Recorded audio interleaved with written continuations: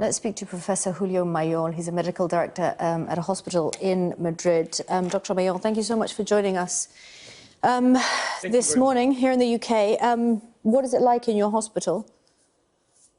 Well, it's a bad situation. It is really bad, and it's getting worse day after day because the number of patients, the COVID-19 positive patients, is increasing. We have a larger number of patients, and the problem is we can increase the room available. We can provide them with more beds, but we need PPEs. We need personal protection equipment, and there is a global shortage. And this makes it very difficult for us to send healthcare workers to battle in the front line without the adequate equipment. This is really serious. Secondly, healthcare professionals are getting infected, and 15%, I estimate that it may be like 25% in the near future if we don't do something. And this is going to be a huge crisis. It's not going to be easy. Have you had colleagues in that hospital there who have tested positive for COVID-19? Yeah, right now, two of my closest collaborators are COVID-19 positive. It is becoming a nightmare. Many of our doctors were admitted, and even those fighting the virus very, very closely. Nurses are also a major problem for us, especially for those in the ICUs.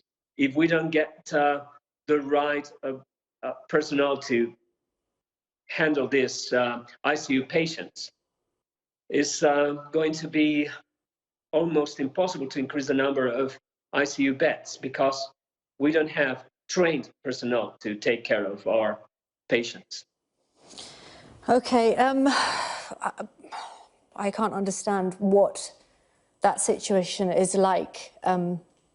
Doctor, what is your advice to countries looking at your country and seeing what you're going through now and trying to get ready for whatever is coming? What is your advice to them? Yes, we were in the same situation you are right now several weeks ago, and it was Italy before us.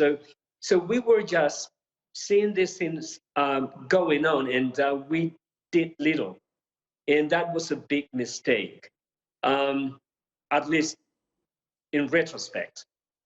So first of all, stay at home, try to increase and to really go into social distance and to increase social distance, wash your hands, and try to build this firewall to avoid this huge fire that is going to take over. Secondly, test as many people as possible, starting with healthcare professionals. We need to identify those and to isolate those COVID-19 positive healthcare professionals to face the problem, to tackle the problem before it becomes this disaster. And thirdly, this is not an NHS problem. It's not a Spain's healthcare system problem. This is a societal challenge, and we have to work and function as a society to isolate the virus and to Professor, avoid the huge loss of lives and money.